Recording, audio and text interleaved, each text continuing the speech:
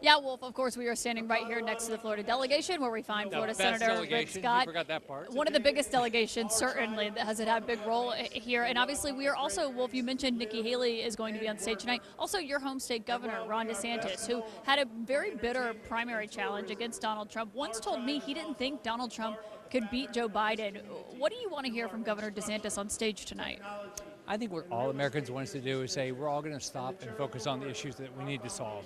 We've got to solve the border. We've got to solve inflation. We've got to make sure we deal with our enemies. And I think that's what the whole public, Republican, Democrat, Independent, everybody wants. So I hope everybody will talk about how they're going to start solving problems. But what do you make of the fact that two major Trump critics, who they didn't just disagree with him on policy, Nikki Haley said he was unfit for office and diminished, and that she didn't think that he could essentially effectively govern, and she's going to be on that stage too. What do you make of that move by the Trump campaign? I think Trump's done a great job. I think what he's done is he's trying to bring everybody together. He's trying to make sure this is a party that's unified, that we can win in November. And it's important because that's how we're going to win the House, the White House, and the Senate. We need to win all three. Should he consider putting either of them in his cabinet should he be reelected? Well, that's of course a choice for him, but I think they're both competent people, and there's things they could be doing if that's what they want to do with the next step in their careers. He just picked Senator J.D. Vance of Ohio to be his running mate. You are obviously running to be the Republican leader in the Senate. Do you think you'll get Trump's endorsement? I'm hopeful. I'm hopeful. I've had a good working relationship with Trump since actually I knew him before either of us ran for office. So I'm hopeful I will. I mean, we've got to change the Senate. It's not working the way it's working.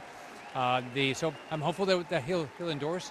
I'm glad J.D. Vance was picked. I think I'll miss him in the Senate. He's been a great colleague. He's been a good supporter of mine. But I think he'll do a great job as VP.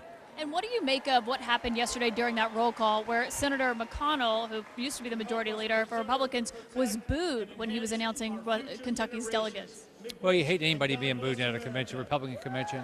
But I think people know we got to have change.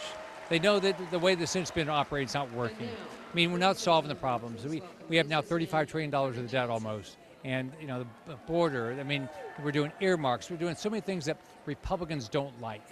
Yeah, of course, we saw how high the deficit was with Trump as well. It's been a bipartisan issue. Senator Rick Scott of Florida, you are going to be speaking shortly. We'll be watching your speech. Thank you very much. Right. See you, Kailtan. Thank you. Wolf, back to you. Obviously, we are here on a very busy floor with a lot of the speakers that you're going to see on stage tonight, also down here with the delegates.